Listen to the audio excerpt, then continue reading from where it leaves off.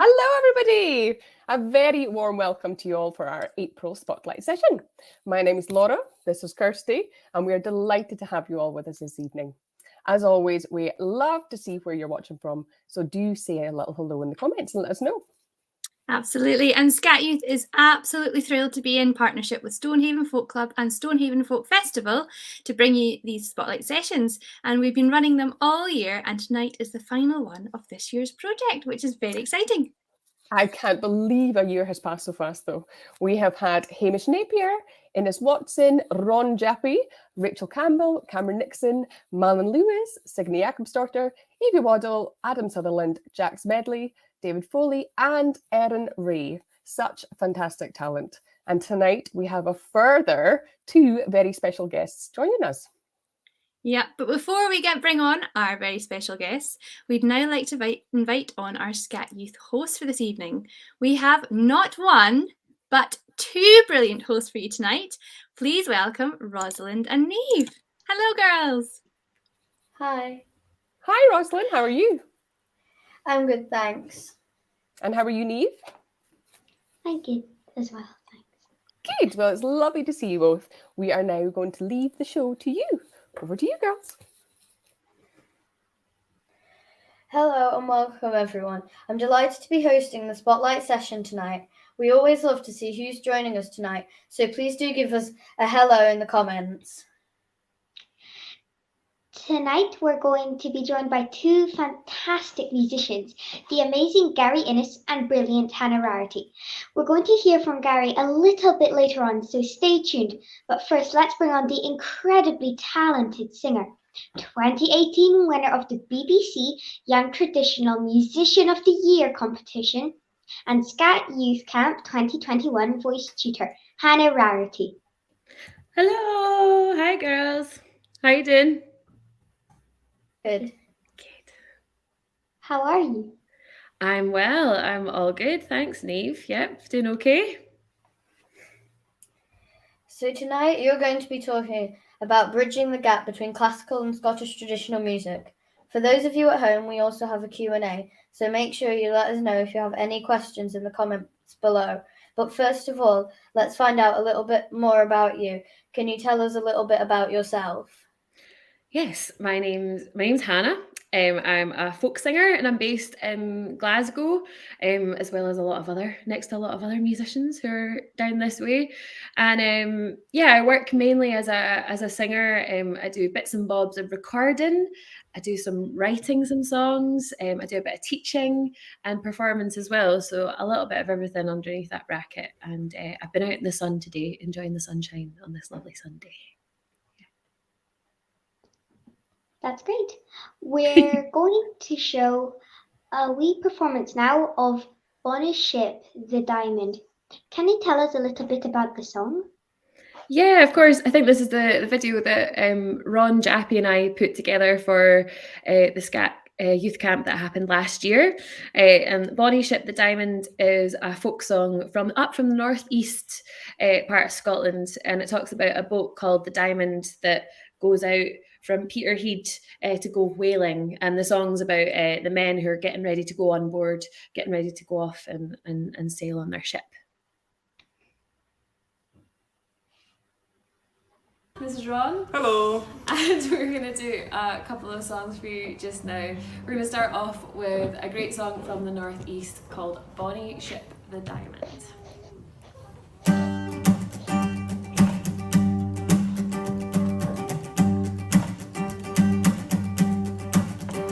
Oh, the Diamond is a ship, my lass, for the Davis ship she's bound, and the key it says all garnish it with Bonnie races round. Captain Thompson gives the orders to sail the ocean wide, where the sun it never sets, my lass, nor darkness turns the sky, and it's cheap among our lads that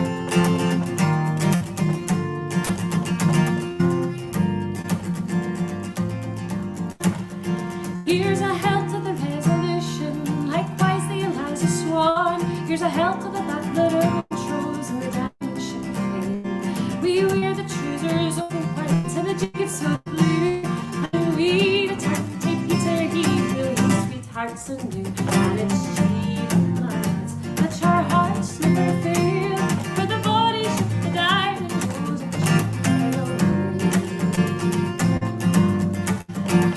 oh, it'll be a beautiful day and night when the Greenland lads come here. We a ship that's full of money here. We'll knock the keels for to rock and the blankets for to tear, and every lass in Peter he'd sing hush by my door. And it's cheap and mild that your hearts never fail, for the body shook the diamond goes and fishing for the world. And it's cheap and mild that your hearts never fail, for the body shook the diamond goes a fishing for the whale.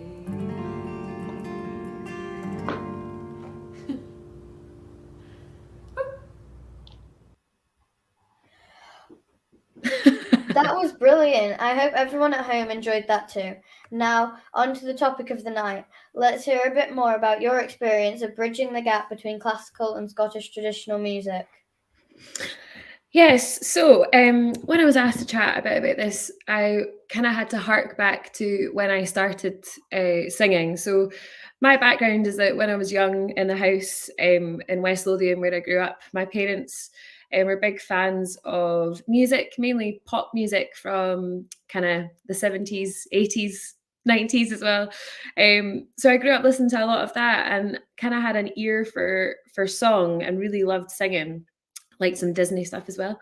But when it came to going to school, particularly in the area that I grew up in, and I think it's quite the same in different parts of Scotland, when you go to school and you learn music, you quite often, whether it's instrumental or vocal, are taught from a classical perspective. So you're quite often taught to learn to read music. You might do graded exams from the ABRSM and go through that route. And I grew up going through that as well as going to choir. And so naturally, through doing these sorts of things, I sort of became gradually more and more classically trained because that was kind of the tuition that was available to me and the sort of way of learning music that was most open. And I know a lot of people who have done that all through school, and then that's inspired them to go on to uni and perform classical singing, which requires quite a different approach to folk singing. So I think in terms of classical singing, you're required to look after your vocal health, look after your voice and make sure it's in really good condition because classical music can be quite demanding. It's quite a good skill to have to be able to sight read music, so to be given sheet music, be able to read it and know which notes that you're singing. You're quite often required to sing in different languages. So you might be required to sing French, German, Italian, as well as English in classical singing. And quite often classical singers will go on to do maybe a degree at uni and then go on to do further training after that. So I grew up singing in choir and learning lots of fantastic choral classical music, which was really beautiful and really great to learn. And it really inspired me and I loved singing, but it didn't feel quite natural for me. And sometimes that might be the case for lots of people who fancy doing some singing. Then all of a sudden, when I was a little bit older, someone introduced me to folk music and that sort of style of singing. And they are quite different in that, from my perspective, I would say folk music and folk song sort of feels a lot more sort of natural. So you're not necessarily required to have a lot of technical vocal training to enjoy singing folk songs or to learn folk songs. Quite often, people learn folk songs by ear. You might, pick it up from your family or from teachers and just sort of listen to it and pick it up that way. You might learn from listening to old recordings of people.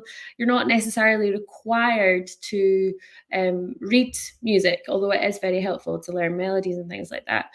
And you can often sing in your own accent and kind of put a bit more of your own personality into it. So coming from learning in a sort of classical way, I got more and more interested in folk music, but my voice was quite classically trained. And it was, like you're saying, bridging that gap, switching between the two. There was a few things that I just had to pay attention to. So I went to study at the Conservatoire in Glasgow to do Scottish music, which is where I learned everything I know about folk music and folk song. And I found that although they are both very different, they can work together. So if there's anyone out there who is getting classical singing lessons or has sung in a choir or anything like that, and you're interested in folk song, having that vocal technique or things that you learn in a choir or doing warm-ups for your voice or learning how to pronounce your words and enunciate when you're singing, those are all really good sort of underlying things to have that then can make your folk singing even better. So you'll have all that sort of vocal health. You'll be looking after your voice and things like that, which is really important if you want to sing. You have to make sure that you're looking after your instrument, and that's what I found. So when I was at uni or the Conservatoire, I did both classical and Scots song. That's what I studied, and they both sort of helped the other. And another interesting thing was that I found that you have to put yourself into both types of music. So in terms of putting across the emotions of a song, both of those sort of styles of singing really require you to put yourself into it. It's just that folk singing, for me, I think, gives you a bit more freedom in terms of what you want to do with a song. Because if you find a folk song that you really, really like, you can sing it in a style that you want to and maybe get some of your friends to play with you and decide how fast it's going to be, how slow it's going to be, what instruments you're going to have on it. Whereas with classical song, sometimes the music is already written as it is, and you're quite often required to sort of sing it that way, even if you're using your own voice, so it's going to be individual to you. But you can put a bit more of your own stamp on folk song. And that's why I kind of ended up going that way. And that's why I really love it, because I think, I'm sure all of you will agree that when you're singing, it's good fun. And with folk song, you're able to sort of do your own thing with it and really make it personal to you. So I would say to anyone who has any experience of doing classical singing or anything like that, you do not have to give up one to do the other. If you've started out singing in choirs, if you're in NICOS, if you're in any groups or you're getting singing lessons, that's only going to help make learning folk songs even better for you. And yeah, you'll have loads of transferable skills between the two of them. So that's what I found. And also, you're kind of able to switch between the two. So if you have been given classical singing lessons at any point, that doesn't go away. You'll still sort of have that training there. And then if you go off to do folk singing, you can kind of switch between the two. So I hope that was okay. But that's what I'd say. I'd say it's possible to do both and to do both well and to enjoy doing both. Wow, that was so interesting. Thank you for sharing your experiences. No bother, Neve.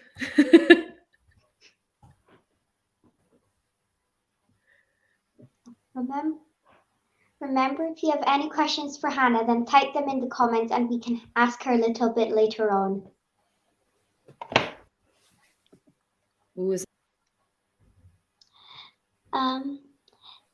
There's a question from Asia Manson. Who is your favorite singer? Oh, that's very difficult, isn't it? Would you be able to answer that? Oh, I've got lots of different singers from different styles of music. I think I really like Ella Fitzgerald. Have you heard of Ella Fitzgerald before? She was a sort of fantastic soulful jazz singer. She was great.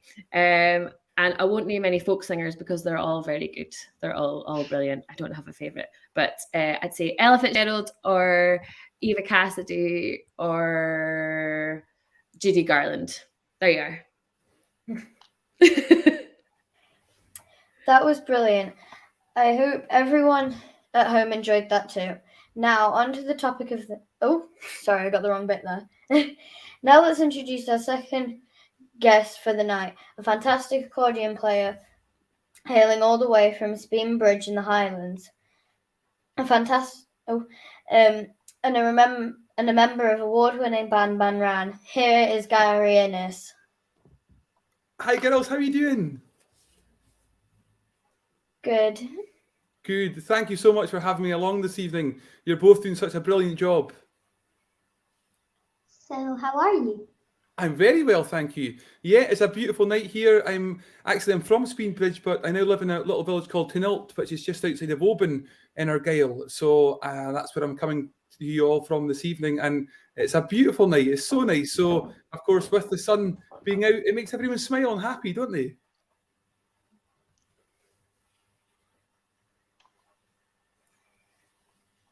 So tonight you're going to be talking about how you became the new Robbie Shepherd. Remember to make sure you let us know if you have any questions in the comments below. But first of all, let's find out a little bit more about you. Can you tell us a bit about yourself? Well, the new Robbie Shepherd, I mean, that's quite a claim. But yeah, I was born and brought up in a little village called Speen Bridge, and I just wanted to play the accordion for a living. That was kind of all I really wanted to do as a wee boy. And that and shinty, the sport with the stick and the ball. And so I kind of lived my life that way all the way through my teens. And thankfully, I managed to cobble together some kind of career between both of them. And here we are all these years later, still pulling the wool over people's eyes and still pretending that I can do it. So yeah, I feel very, very fortunate that, as I say, I still get to play the accordion and I get to stand in the legendary shoes that once were Robbie Shepherd's. Although, as I once said to him before, Robbie, when I took over the job, I said, you've got massive shoes to fill, Robbie. And he said, Ken, I'm only a size 5. So there we go. Very good. Now we're going to have a wee video clip of you playing with your band Man Ran. Can you tell us a bit more about what you're going to play? Yeah, so the video that you're going to play just now is a single off off our new album. We released 2 singles, Crow Flies and Ellen. And Ellen is a Gaelic song, and it was brought to the band by the wonderful Kim Carney.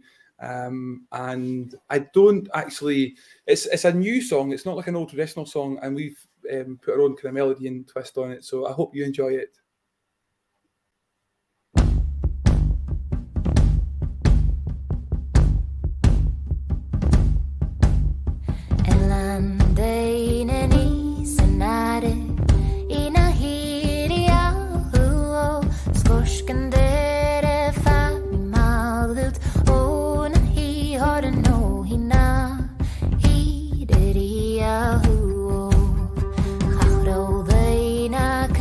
Fine.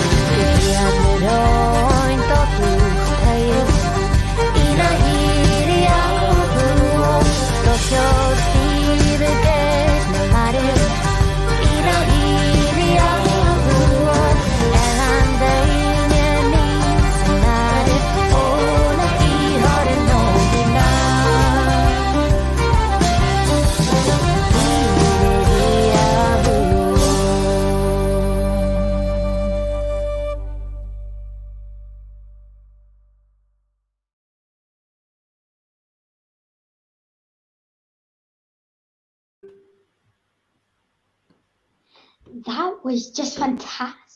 That was amazing. I hope everyone at home enjoyed that too.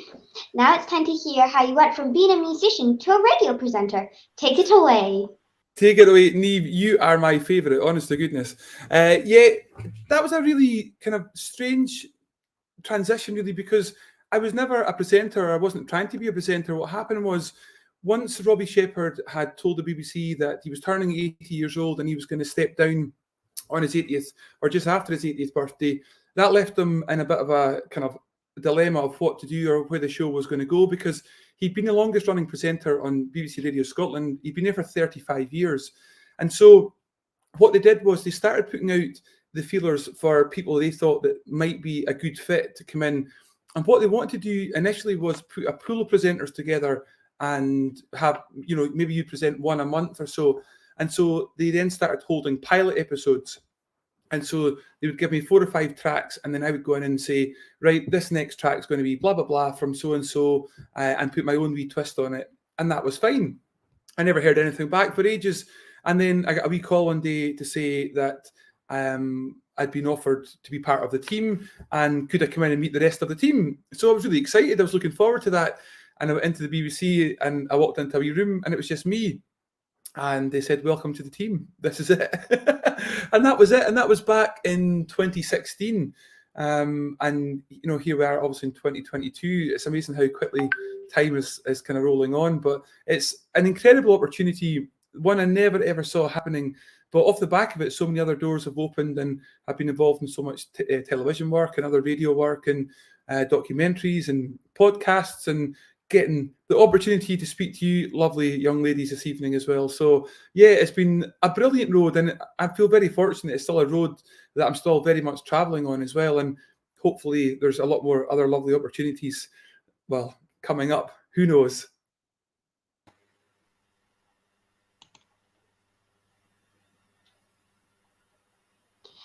That was brilliant. I hope oh, wait.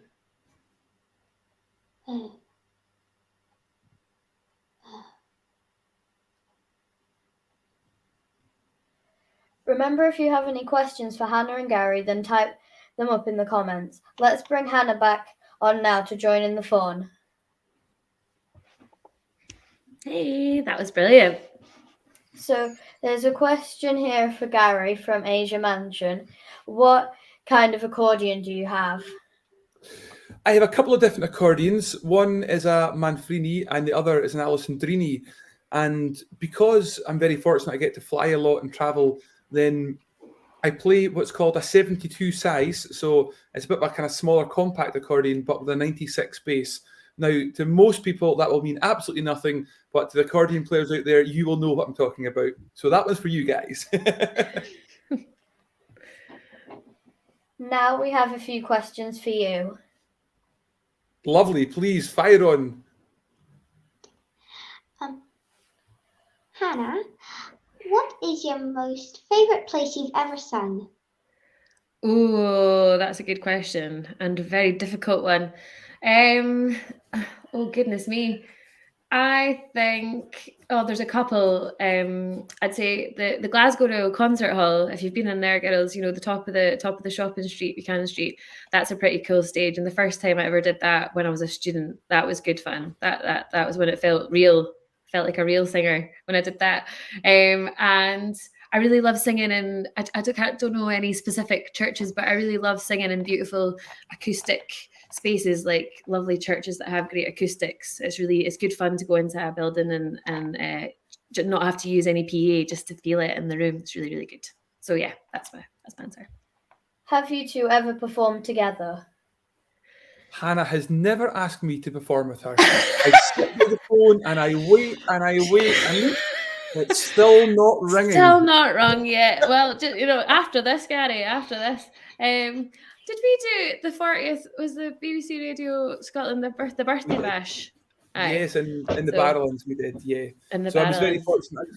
I was one of the presenters, myself and Brian Burnett, for the BBC Radio Scotland, had a big 40-year anniversary birthday party, and they got back lots of different people who had made an impression on Scottish music, and of course Hannah being a former BBC Radio Scotland Young Musician winner, then she was perfect, and obviously as always blew the roof off the place. And you have a new album coming out very soon too, don't you?